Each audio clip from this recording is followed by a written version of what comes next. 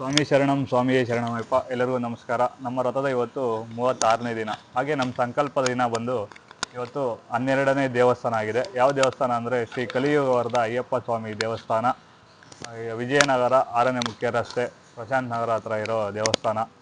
ಇವತ್ತಿನ ನಮ್ಮ ಸ್ವಾಮಿಗಳು ಬರಲಿಲ್ಲ, ಯಾಕಂದರೆ ಅವರು 5 ದಿನ ಬರೋ ಆಗಿಲ್ಲ. ಅದರಿಂದ ನಾವೇ ಇವತ್ತಿನ ದೇವಸ್ಥಾನದ ಮಾಹಿತಿಯನ್ನು ತಿಳಿಸ್ಕೊಡ್ತೀವಿ. ಹಾಗೆ ದೇವಸ್ಥಾನ ನೋಡಿಕೊಂಡು ಮಾಹಿತಿಯನ್ನು ತಿಳ್ಕೊಂಬರೋಣ ಬನ್ನಿ.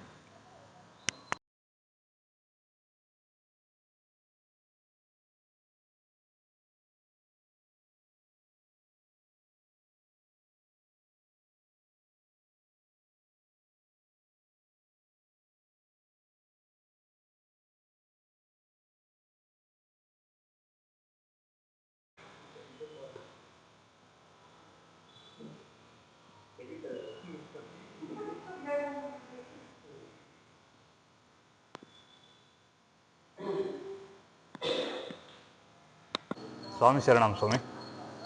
ಸ್ವಾಮಿ ಶರಣಂ. ನಾವು 41 ದಿನ 41 ದೇವಸ್ಥಾನ ವಿಸಿಟ್ ಮಾಡ್ತಿದ್ದೀವಿ. ಇದು ನಮ್ಮದು 12ನೇ ದೇವಸ್ಥಾನ ಆಗಿದೆ. ಇದ್ರ ಬಗ್ಗೆ ಸ್ವಲ್ಪ ಮಾಹಿತಿ ತಿಳಿಸ್ಕೊಡಿ ಸ್ವಾಮಿ.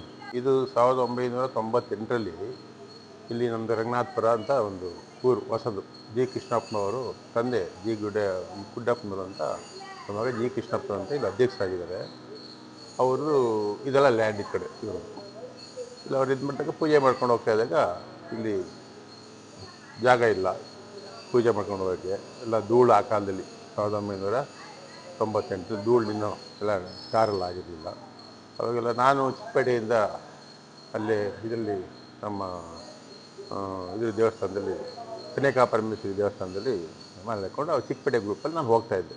ಇಲ್ಲಿರೋರು ನಾವೆಲ್ಲ ಸೇರಿಕೊಂಡು ಇಲ್ಲೇ ನಾವೇ ಯಾಕೊಂದು ಚಿಕ್ಕದೊಂದು ಜಾಗ ಮಾಡ್ಕೋಬಾರ್ದು, ನಾವೆಲ್ಲ ಭಕ್ತರಿದ್ದೀವಿ ಅಂದ್ಬಿಟ್ಟು ಸ್ಟಾರ್ಟ್ ಮಾಡಿದಾಗ ಇಲ್ಲಿ ಬಂದು ಒಂದು ಚಿಕ್ಕದಾಗಿ 9x9 ಅಂತ ಅಂದ್ಬಿಟ್ಟು ಒಂದು ಶೆಡ್ ಹಾಕಿ ಶುರು ಮಾಡಿದ್ವಿ 1998ರಲ್ಲಿ. ಆಮೇಲೆ 2 ಸಹ ಹಂಗೆ ಹಾಗೆ ಈ ಜಾಗ ಎಲ್ಲ ಮಟ್ಟ ಇರಲಿಲ್ಲ, ಎಲ್ಲ ಡೊಂಕು ಹಳ್ಳ ಎಲ್ಲ ಇತ್ತು. ಇದೆಲ್ಲ ಕ್ಲೀನ್ ಮಾಡಿ ಏನು ಮಾಡಿದ್ವಿ 2003ರಲ್ಲಿ ಈ ಗರ್ಭಗುಡಿನ ಇದು ಮಾಡಿದ್ವಿ. ಆವಾಗ ನಮ್ಮ ಈ ಸಂಸ್ಥೆಗೆ ಓಂ ಶ್ರೀ ಹರಿಹರ ಆಧ್ಯಾತ್ಮಿಕ ಸಂಸ್ಥೆ ಅಂತ ಇಟ್ಟು ಈ ದೇವಸ್ಥಾನದ ಹೆಸರು ಶ್ರೀ ಕಲಿಯುಗವರದ ಅಯ್ಯಪ್ಪ ಸ್ವಾಮಿ ದೇವಸ್ಥಾನ ಅಂತ ಇಟ್ಟು ನಮ್ಮ ಜಿ ಕೃಷ್ಣಪ್ಪನವರ ಅಧ್ಯಕ್ಷತೆಯಲ್ಲಿ ನಾವೆಲ್ಲ ನನ್ನ ಹೆಸರು ನಂಜುಂಡಯ್ಯ ಅಂತ, ನಾನು ಜನರಲ್ ಸೆಕ್ರೆಟರಿ, ಇವರು ಆರ್ ಮಂಜುನಾಥ್ ಅಂತ ಖಜಾಂಚಿ. ಹೀಗಾಗಿ ಮಾಡಿ ಒಂದು ಟೆಸ್ಟ್ ಮಾಡಿಕೊಂಡು ಶುರು ಮಾಡಿದ್ವಿ. ಆ ಕಾಲದಲ್ಲಿ ಸೋಮಣ್ಣವರು ಹೆಲ್ಪ್ ಮಾಡಿದ್ರು ಈ ಜಾಗಕ್ಕೆ. ಆಮೇಲೆ ಇವಾಗಿರೋ ಶಾಸಕರು ಬಿ ಕೃಷ್ಣ ಎಂ ಕೃಷ್ಣಪ್ಪನವರೆಲ್ಲ ಹೆಲ್ಪ್ ಮಾಡಿದ್ದಾರೆ. ಏನೋ ಅಲ್ಲಿಂದ ಇಲ್ಲಿವರೆಗೂ ನಡ್ಕೊಂಡೋಗಿದೆ, ನಡೀತಾ ಇದೆ ಎಲ್ಲ. ಇವಾಗ ನಮ್ದು ಏನು ಉದ್ದೇಶ ಅಂದರೆ ಇಲ್ಲಿ ಲಾಭ ಮಾಡೋವಂಥ ಉದ್ದೇಶ ಅಲ್ಲ, ಬರೋ ಭಕ್ತರಿಗೆ ಎಲ್ಲವೂ ವಸತಿ ಇರಬೇಕು. ಮಲ್ಗೋಕ್ಕೆ ಜಾಗ ಅಲ್ಲಿ ಮನೆಯಲ್ಲಿ ಅದು ಅಷ್ಟೊಂದು ಕರೆಕ್ಟಾಗಿ ಇರೋದಿಲ್ಲ, ಕನ್ವೀನಿಯೆಂಟ್ ಇರೋದಿಲ್ಲ. ಅದಕ್ಕೋಸ್ಕರ ಅವ್ರಿಗೆ ಮಲ್ಕೊಳ್ಳೋದಕ್ಕೆ ಜಾಗ, ಉಳ್ಕೊಳ್ಳೋದಕ್ಕೆ, ಇದು ಸ್ನಾನ ಮಾಡಲಿಕ್ಕೆ, ಭಕ್ತಿಗೆ ದರ್ಶನ ಮಾಡೋಕ್ಕೆ, ಸ್ವಾಮಿ ದರ್ಶನ ಮಾಡಲಿಕ್ಕೆ ಎಲ್ಲ ಅನುಕೂಲನ ತಕ್ಕ ಮಟ್ಟಿಗೆ ಮಾಡಿಕೊಟ್ಟಿದ್ದೀವಿ. ಇನ್ನೂ ಕೆಲವು ಮಾಡೋದೆಲ್ಲ ಇದೆ. ಈ ರೀತಿಯಾಗಿ ನಡ್ಕೊಂಡು ಹೋಗ್ತಾ ಇದೆ. ಇವಾಗ ಸಾಕಷ್ಟು ಜನ ನವಂಬರು, ಡಿಸೆಂಬರು, ಜನವರಿ ಇಲ್ಲಿ ಜನ ಬಂದು ಕೆಲವರು ವಸತಿ ಇಲ್ಲದವ್ರು ಬಂದು ತಂಗ್ತಾರೆ. ಸಾಯಂಕಾಲ ಊಟ ಕೂಡ ಅವ್ರಿಗೆ ನಾವು ಏರ್ಪಾಡು ಮಾಡಿದ್ದೀವಿ ಸಾಯಂಕಾಲ.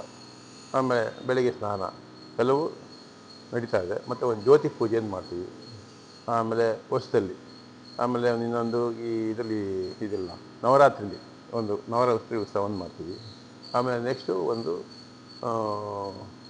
ಇದು ವಾರ್ಷಿಕೋತ್ಸವ ಅಂದ್ಬಿಟ್ಟು ಜನವರಿ 14 ಜ್ಯೋತಿ ಪೂಜೆ ನಂತರ ಯಾವುದು ಸಂಡೆ ಬರುತ್ತೆ ಅಲ್ಲಿ ಒಂದು ಸಾಕಷ್ಟು ಜನಕ್ಕೆ ಒಂದು ಅನುದಾನ ಮಾಡ್ತೀವಿ. ಇದು ನಮ್ಮ ಕಾರ್ಯಕ್ರಮ ನಡ್ಕೊಂಡು ಹೋಗ್ತಾ ಇರ್ತದೆ. ಪ್ರತಿ ತಿಂಗಳು ಕೂಡ 10ನೇ ತಾರೀಕಿಂದ 20ನೇ ತಾರೀಕು ಜನ ಭಕ್ತರು ಇಲ್ಲಿಂದ ಇರುಮುಡಿ ಕಟ್ಕೊಂಡು ಶಬರಿಮಲೆಗೆ ಹೋಗ್ತಾ ಇದ್ದಾರೆ. ಎಲ್ಲ ಅನುಕೂಲ ನಾವು ಮಾಡಿಕೊಟ್ಟಿದ್ದೀವಿ. ಅದು ನಾವು ಇವಾಗ ನಮ್ಮದೊಂದು ಸಮಸ್ಯೆ ಏನು ಮಾಡ್ಕೊಂಡಿದ್ದೀವಿ ಅಂದರೆ ಇದನ್ನು ನೀಟಾಗಿ ನಡ್ಕೊಂಡು ಹೋಗ್ಬೇಕು, ಇದು ಸುವ್ಯವಸ್ಥೆಯಾಗಿರಬೇಕು, ಜನ ಬಂದ ಭಕ್ತರಿಗೆ ಯಾವುದೋ ಒಂದು ಅಡೆತಡೆ ಆಗಿರ್ಬಾರ್ದು, ಅನುಕೂಲ ಇರಬೇಕು ಅಂತ ಇವರು ಪಡೀಂದ್ರ ಸ್ವಾಮಿ ಅಂತ ಅರ್ಚಕರು, ಅವ್ರ ತಂದೆ ಇವರು. ಅದಕ್ಕೋಸ್ಕರ ಇವರು ಇರೋದೆಲ್ಲ ನೀಟಾಗಿ ಸ್ವಚ್ಛವಾಗಿ ಕ್ಲೀನಾಗಿ ಮಾಡ್ಕೊಂಡು ಹೋಗ್ತಾ ಇದ್ದಾರೆ. ಇಲ್ಲಿಗೂ ದೇವಸ್ಥಾನ 365 ದಿನ ಓಪನ್ ಇರೋದು. 365 ದಿವಸ ನಮ್ಮ ದೇವಸ್ಥಾನ ಓಪನ್ ಇರ್ತದೆ. ಬೆಳಿಗ್ಗೆ 6 ಗಂಟೆಯಿಂದ, ಇದು ಅನ್ ಸೀಸನಲ್ಲಿ 6 ಗಂಟೆಯಿಂದ 10:30, ಸಾಯಂಕಾಲ 6ರಿಂದ 8:30. ಸೀಸನಲ್ಲಿ 4 ಗಂಟೆಗೆ ಬರ್ತಾರೆ. ಸೀಸನಲ್ಲಿ 4 ಗಂಟೆಗೆ ಬರ್ತಾರೆ. 4 ಗಂಟೆ ಬಂದು ಪೂಜೆ ಮಾಡಿ ಇರುಮುಡಿ ಇರ್ತದೆ. ಎಷ್ಟು ಗಂಟೆಗೆ ಇರುಮುಡಿ ಇರ್ತದೆ ಅಷ್ಟು ಗಂಟೆಗೆ ಆವಾಗ ಇದು ಕ್ಲೋಸ್ ಮಾಡ್ತಾರೆ. ಇದು ಸಾಯಂಕಾಲ ಮಾಮೂಲಿ 6 ಗಂಟೆಯಿಂದ. ಪ್ರತಿನಿತ್ಯ ಅನ್ನದಾನ ನಡೆಯುತ್ತಾ ಇಲ್ಲಿ? ಪ್ರತಿದಿನ ಸಾಯಂಕಾಲ. ಈ ಮಂಡಲ ಕಲಾ ಮಾತ್ರನಾ ಇಲ್ಲ 365 365 ಸಲ ಈ ಮಂಡಲ ಪೂಜೆ ಪ್ಲಸ್ ಜ್ಯೋತಿ ಪೂಜೆ ಆವಾಗ ಮಾತ್ರ. ಈ 2 ತಿಂಗಳು ಮಾತ್ರ. 2 ತಿಂಗಳು ಉಳ್ಕೊಳಕ್ಕೆಲ್ಲ ಜಾಗ ಎಲ್ಲ ಇದೆ. ಜಾಗ ಇದೆ. ನಮ್ಮ ಟ್ರಸ್ಟ್ನ ಸೆಕ್ರೆಟ್ರಿ ಅವರು ಹೇಳ್ದಂಗೆ ಇಲ್ಲಿ ನಾವು ಭಕ್ತಾದಿಗಳಿಗೆ ನಮ್ಮ ಉದ್ದೇಶ ಒಂದೇ, ಈ ಸುತ್ತಮುತ್ತ ಪ್ರದೇಶದ ಈ ಅಯ್ಯಪ್ಪ ಮಾಲಾಧಾರಿಗಳೇನಿದ್ದಾರೆ ಅವ್ರಿಗೆ ಏನಾದರೂ ಒಂದು ಒಳ್ಳೆ ರೀತಿಯಲ್ಲಿ ಸೇವೆ ಒದಗಿಸ್ಕೊಡ್ಬೇಕು ಅನ್ನೋದು ನಮ್ಮ ಟ್ರಸ್ಟ್ನ ಒಂದು ಉದ್ದೇಶ. ಈ ಒಂದು ಇದಕ್ಕೆ ನಮ್ಮ ಸ್ಥಳೀಯ ಶಾಸಕರು ಮೊದಲಿದ್ದಂಥ ಸೋಮಣ್ಣವರು ಇರ್ಬೋದು, ಈಗಿನ ಹಾಲಿ ಶಾಸಕರಾದಂಥ ಪ್ರಿಯಾಕೃಷ್ಣ ಅವರಿರ್ಬೋದು, ತಂದೆ ಎಂ ಚೆನ್ನಪ್ಪನವರು, ಎಂ ಕೃಷ್ಣಪ್ಪನವ್ರು ಇರ್ಬೋದು, ಇವರೆಲ್ಲ ಒಂದು ಸಹಕಾರದಿಂದ ಒಂದು ಈ ಒಂದು ಮಟ್ಟಕ್ಕೆ ಇವತ್ತು ಬೆಳೆದಿದೆ. ಇನ್ನೂ ಸಾಕಷ್ಟು ಕೆಲಸಗಳಿದ್ದಾವೆ ಇಲ್ಲಿ, ಇನ್ನೂ ಮಾಡೋವಂಥ ಕೆಲಸಗಳು ತುಂಬ ಇದ್ದಾವೆ.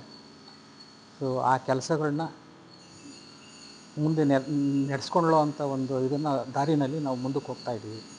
ಮತ್ತು ಅದಕ್ಕೆ ಸಾಥ್ ಕೊಡುವಂಥ ನಮ್ಮ ಅರ್ಚಕರು ಚಂದ್ರಮೌಳಿ ಅವರು, ಫಣೀಂದ್ರ ಸ್ವಾಮಿ ಅವರು, ಇವರು ಸಹಕಾರನೂ ಇದಕ್ಕೆ ಸಾಕಷ್ಟಿದೆ.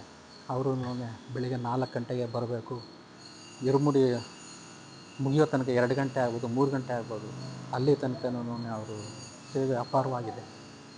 ಸೊ ಎಲ್ಲರ ಸಹಕಾರದಿಂದ ಈ ಒಂದು ಮಟ್ಟದಲ್ಲಿ ನಡೀತಾ ಇದ್ದೇವೆ. ಇವರು ನಮ್ಮ ದೇವಸ್ಥಾನದಲ್ಲಿ ಇರುಮುಡಿ ಕಟ್ಟಲಿಕ್ಕೆ ಗುರುಸ್ವಾಮಿ ಅಂತ ಮಾಡಿದ್ವಿ. ಬನ್ನಿ ಇಲ್ಲಿ ಬನ್ನಿ. ಇವರು ಚೆನ್ನಕೇಶ್ವರ ಸ್ವಾಮಿ ಅಂತ ಇಲ್ಲಿ ನಮ್ಮ ದೇವಸ್ಥಾನದಲ್ಲಿ ಇರುಮುಡಿ ಕಟ್ಟಲಿಕ್ಕೆ ಮುಖ್ಯ ಗುರುಸ್ವಾಮಿಗಳು. ನಮ್ಮ ಇನ್ನೊಂದು ಏನಂತ ಅಂದರೆ, ನಮ್ಮ ಟ್ರಸ್ಟ್ನ ಅಧ್ಯಕ್ಷರು ಜಿ ಕೃಷ್ಣಪ್ಪನವರು, ಅವರನ್ನು ಸ್ವಲ್ಪ ದೊಡ್ಡ ವ್ಯಕ್ತಿ ಅವರೂ ಸಹ ಬೆಳಗ್ಗೆ 5 ಗಂಟೆಗೆ ಇಲ್ಲಿ ಬಂದು ಸೇವೆ ಮಾಡೋವಂಥ ಒಂದು ಇದು ಮಾಡ್ತಾಯಿದ್ದಾರೆ, ಬೆಳೆಸ್ಕೊಂಡಿದ್ದಾರೆ. ಅವರು ಏನೇ ಕೆಲಸ ಇದ್ರೂ ಬೆಳಿಗ್ಗೆ ಅವರು ಬೇರೆ ಟೈಮಲ್ಲಿ ಬ್ಯುಸಿ ಆಗಿರ್ತೀನಿ ಅಂತ ಹೇಳ್ಬಿಟ್ಟು ಬೆಳಗ್ಗೆ 5 ಗಂಟೆಗೆ ಬರ್ತಾರೆ. ಇಲ್ಲಿ 5 ಗಂಟೆಗೆ ಬಂದು 7:30 8 ಗಂಟೆ ತನಕ ಇಲ್ಲಿ ಸೇವೆ ಮಾಡಿಬಿಟ್ಟು ನಂತರ ಅವರ ಸ್ವಂತ ಕೆಲಸಗಳಿಗೆ ಹೋಗ್ತಾರೆ. ಸೊ ಎಲ್ಲರೂ ನಮ್ಮ ಟ್ರಸ್ಟ್ನ ಎಲ್ಲ ಸದಸ್ಯರೂ ಒಂದು ಇನಿಷಿಯೇಟಿವ್ ತಗೊಂಡು ಈ ಒಂದು ಕೆಲಸನ ಮಾಡ್ತಾಯಿದ್ದಾರೆ. ಅವರ ನೀವು ಇರುಮುಡಿ ಕಟ್ಟಿದ ನಂತರ ಏನಾದರೂ ಸ್ವಾಮಿಗಳಿಗೆ ಮಾರ್ಗದರ್ಶನ ನೀಡ್ತೀರಾ? ಹೌದು ಸ್ವಾಮಿ, ಯಾರಾದ್ರೂ ಕೇಳಿದವ್ರಿಗೆ ಏನೆಲ್ಲ ಮಾರ್ಗದರ್ಶನ ನೀಡ್ತೀರಾ ನೀವು? ಹೇಗೆ ರಥದ ಬಗ್ಗೆ ಹೇಗಿರಬೇಕು, ಮತ್ತು ಪ್ರಯಾಣದ ಬಗ್ಗೆ, ಸ್ವಾಮಿಗೆ ಹೋಗುವ ಪ್ರಯಾಣದ ಬಗ್ಗೆ ಇದನ್ನು ಮಾಡಿ ಯಾವ ರೀತಿ ನಿಯಮ ಪದ್ಧತಿಗಳನ್ನ ಅವರಿಗೆ ವಿವರವಾಗಿ ತಿಳಿಸ್ಕೊಡ್ತಾರೆ. ಅಲ್ಲಿ ಶಬರಿಮಲೆಯಲ್ಲಿ ಯಾವ ತರ ಎಲ್ಲ ನಡ್ಕೋಬೇಕು, ಅದೆಲ್ಲ ಅದೇ ಮಾರ್ಗದರ್ಶನ. ಇರುಮುಡಿಯಲ್ಲಿ ಪ್ಲಾಸ್ಟಿಕ್ ಬಳಸಬಾರ್ದು, ಇಲ್ಲ ಅವೆಲ್ಲ ನಾವು ಇಲ್ಲೇ ತೆಗೆದು ಬಿಡ್ತೀವಿ. ಬಟ್ಟೆಗಳನ್ನೆಲ್ಲ, ವಸ್ತ್ರ ಇವೆಲ್ಲ ಬಿಡಬಾರ್ದು. ಮತ್ತು ಇಲ್ಲಿಂದ ಪ್ಲಾಸ್ಟಿಕ್ ಕೊಂಡೊಯ್ದು ಅಲ್ಲೆಲ್ಲ ಮಲಿನ ಮಾಡಬೇಡಿ, ಇಲ್ಲೇ ಹಾಕ್ಬಿಟ್ಟು ಹೊರಟೋಗಿ ಇಲ್ಲೇ ನಾವೆಲ್ಲ ತೆಗೆದು ಬೇರೆ ಕಡೆ ಇದು ಮಾಡ್ತೀವಿ ಅಂತ ಹೇಳ್ಬಿಟ್ಟು ಅವೆಲ್ಲ ನಾವು ಇಲ್ಲೇ ಈ ಸಪ್ರೇಟ್ ಮಾಡಿಬಿಟ್ಬಿಡ್ತೀವಿ, ಕೊಡೋದಿಲ್ಲ. ಇಲ್ಲಿ ಪ್ರತಿದಿನ ಸ್ವಾಮಿಗೆ ಅಭಿಷೇಕ, ಪೂಜಾದಿಗಳು, ಕೈಂಕರ್ಯಗಳು, ಹೋಮ ಆಗುತ್ತೆ ಪ್ರತಿದಿನ. ಇದಕ್ಕೆಲ್ಲದಕ್ಕೂ ಆಡಳಿತ ವರ್ಗ ಭಾಳ ನಮಗೆ ಸಹಾಯ ಕೊಡ್ತಾ ಇದ್ದಾರೆ, ಸಹಕರಿಸ್ತಾ ಇದ್ದಾರೆ.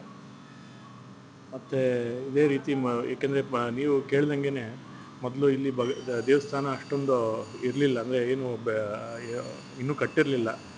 ಅದೆಲ್ಲ ಸ್ವಾಮಿನೇ ಮಾಡಿಸ್ಕೋತಾ ಇರೋದು. ಒಂದೊಂದಾಗಿ ಅಭಿವೃದ್ಧಿ ಆಗ್ತಿದೆ ಅಂತ ಹೇಳಿದ್ರೆ ಇಲ್ಲಿ ಸ್ವಾಮಿಯ ಒಂದು ನೆಲೆಸಿದೆ ಇಲ್ಲಿ. ಹಾಗಾಗಿ ಒಂದೊಂದೇ ಅಭಿವೃದ್ಧಿಗಳು ಭಾಳ ಚೆನ್ನಾಗಿ ಆಗ್ತಿದೆ. ಇವಾಗ ಸಣ್ಣದಾಗಿದ್ದರಿಂದ ಒಂದು ದೇವಸ್ಥಾನ ಇಷ್ಟು ಭಾಳ ದೊಡ್ಡದಾಗಿ ಬೆಳೆದಿದೆ ಅನ್ನೋದಕ್ಕೆ ಕಾರಣವೇ ಭಗವಂತ ಮತ್ತು ಆಡಳಿತ ವರ್ಗದ ಒಂದು ಪರಿಶ್ರಮ. ಅದೆಲ್ಲ ಇರೋದ್ರಿಂದನೇ ಈ ರೀತಿ ಇಲ್ಲಿ ತನಕ ಬಂದಿದೆ. ಇನ್ನೂ ಮುಂದೆ ಅಭಿವೃದ್ಧಿ ಆಗೇ ಆಗುತ್ತೆ. ಇದು ಖಂಡಿತ ಅಯ್ಯಪ್ಪನ ಒಂದು ಆಶೀರ್ವಾದ ಈ ದೇವಸ್ಥಾನಕ್ಕೆ ಭಾಳ ಚೆನ್ನಾಗಿ ಬಂದಿದೆ. ಆಡಳಿತ ವರ್ಗದವ್ರಿಗೆ, ಅಯ್ಯಪ್ಪನ ಇಲ್ಲಿಗೆ ಬಂದಿರೋ ಭಕ್ತರಿಗೆ ಎಲ್ಲರಿಗೂ ಸಿಗ್ತಾ ಇರುತ್ತೆ. ಎಲ್ಲ ಥರದ ಮಾಲೆ ಇದೆ.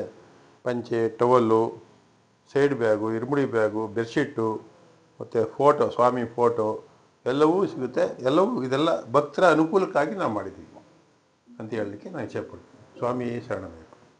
ಮಾಹಿತಿ ತಿಳಿಸಿರೋದಕ್ಕೆ ಧನ್ಯವಾದಗಳು. ಧನ್ಯವಾದ. ಸ್ವಾಮಿ ಸ್ವಾಮಿ ಶರಣಮಯ್ಯ.